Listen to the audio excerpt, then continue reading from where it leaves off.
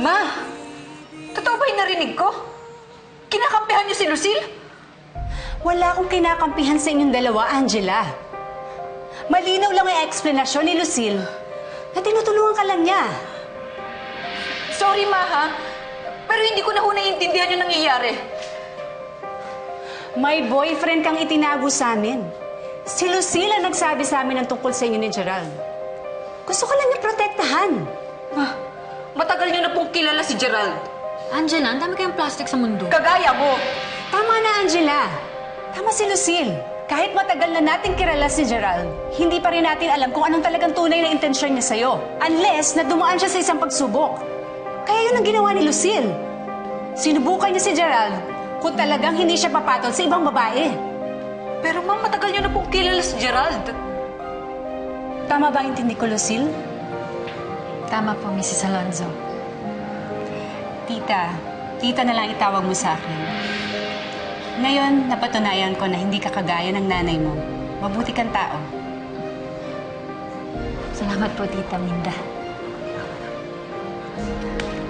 Angela, hindi ka ba magpapasalamat sa kapatid mo? Salamat, Lucilla. Sana kasi sinabi mo sa akin yung plano mo kay Gerald. Para hindi na kita inaway pa. Nako, wala yun, no? Naintindihan ko naman kung bakit ka nagalit eh. Kahit naman ako magagalit ako kung may umagaw sa mahal ko. So, bati na ba tayo?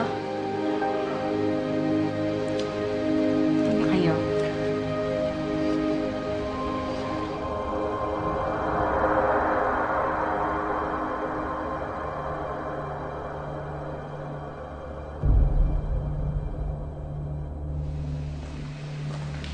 Hindi ka ba natutuwa na okay na kami ng kapatid mo?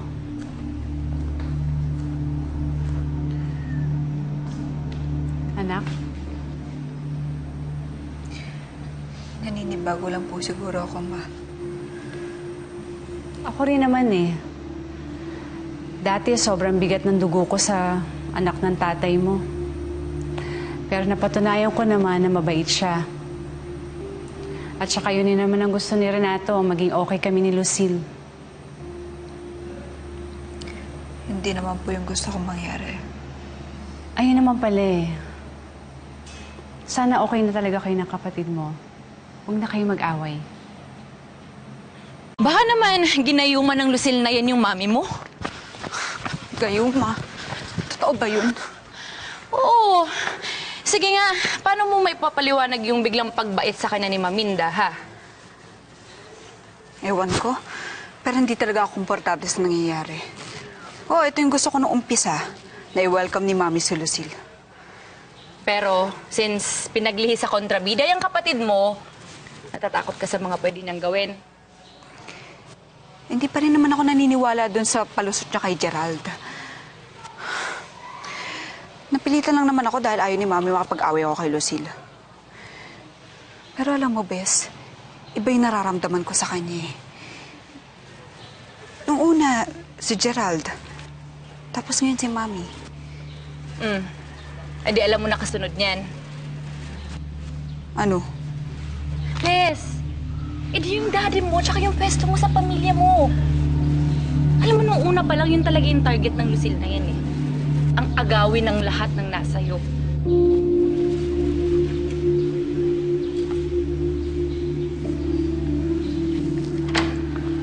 Ay, katuloy ka. Mabuti naman at pumayag ka na dito ka na tumira sa amin. Na tinanggap mo yung request ko. Siyempre naman ho, tatanggihan ko ba yung kabutihan niyo? Lucille, Minda, totoo ba yung nakikita ko? Okay na kayo ni Lucille? Oo, Renato. Kasi napatunayan ko naman na mapagkakatiwalaan tong anak mong si Lucille. Kaya, dito ko na lang siya patitirahin, Renato. Hindi naman siya iba na sa atin eh. Seryoso ka? Kahit po ako tayo, nagulat po ako sa desisyon ni Tita Minda. Na dito na lang nga din ako tumira kasama niyo. Eh, sino ba naman ho ako para tumanggi, di ba po? Kaya salamat po talaga, Tita Minda. Napakabait niyo ho. Sana nga ho kayo na lang yung naging nanay ko eh.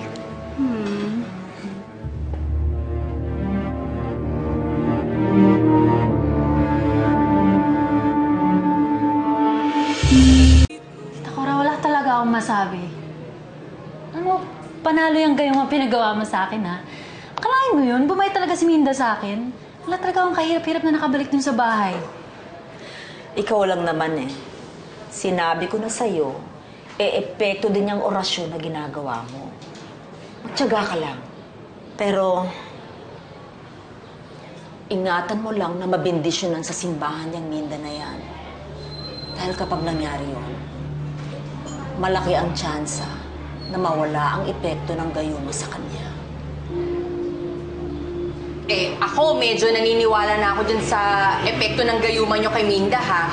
Pero matanong ko lang, bakit hindi nyo pa tinodo? Sana pati si Renato at Angela at pinagdasal nyo na rin para makuha kagad natin yung pera sa tatay mo. Dahil hindi ganong kadali ang manggayuma at mangkulam. At saka na hindi ko na naman kailangan eh. Nakuha ko na yung gusto ko.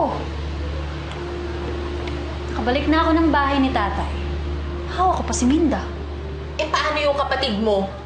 Si Angela? Sisiraan ko siya. Sisiraan ko siya para ako ang maging bida at siya ang maging kontrabida sa mga mata ng magulang niya.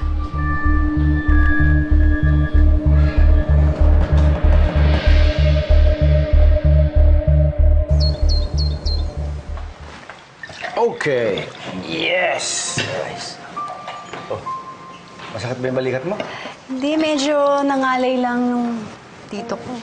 Okay lang ako. All set! Wow! Anong meron? Bakit may handa tayo? Para to sa kapatid mo, kay Lucille. Good news, anak. Pumayag na si mami mo na tumira dito si Lucille. Sana magustuhan ni Lucille tong mga niluto ko, no? Bakit niyo po patitirahin dito si Lucille? Hindi ko naman pinagsisiksikan ng sarili ko. Actually, okay lang naman sa akin kung sa farm na lang ulit ako tumira eh. Kaya, tita, tay, balik na lang ho siguro ako doon. Kasi parang hindi naman ho kasi ako welcome dito eh. Teka lang wala naman ako sinabing hindi ka welcome dito. Nagtatanong lang naman ako. Narinig mo naman yung sinabi ng kapatid mo, Lucille. Huwag ka na magtampo. Sige na, umupo ka na. Dito ka. Anak, dito ka na. Liga. Kain na tayo. Maupo ka na rin para makakain tayo. Yan. Tapos mamaya, pagkakain mo, pupunta tayo sa mall. Ipag-shopping kita ng mga damit. Ha? Anak, rice Kata na rice Naku, ako. Marami galing sa jogging. Ako na po, kaya ko na po. Sige po, kumain na po kayo. Thank you, tita. Chicken? Welcome. Chicken. Favorite chicken. Okay, Ito yung sauce. let's go. Kaya na tayo. Nagtatanong lang naman ako. Pero parang pinapalabas niya na kontra ako sa pagtira niya dito sa bahay. Anong parang? Bes, ano ba? Nananadya talaga yan. Di ba sabi ko nga sa'yo, ikaw talaga ang target niyan? O sige, mamaya lang tayo mag-usap Manang, saan niyo dadalhin yung gamit ni Lola? Diyan na po yung magiging kwarto ni Ma'am Lucille. Po, paano kapag bumisita si Lola dito? Kailan mabibisita si Lola? Para magkakilala na naman kami. Tsaka may guest room naman, di ba? Dito na si Lola. Hindi bisita si Lola. Miyembro siya ng pamilyang to. Ako rin naman kaya. Anak ako ni tatay at kapatid mo ko, di ba? Angela, ano ba nagawa ko sa'yo? Bakit ba pilit mong pinaparamdam sa akin na ayaw mo makasama? Para saan pa naging magkapatid tayo, di ba?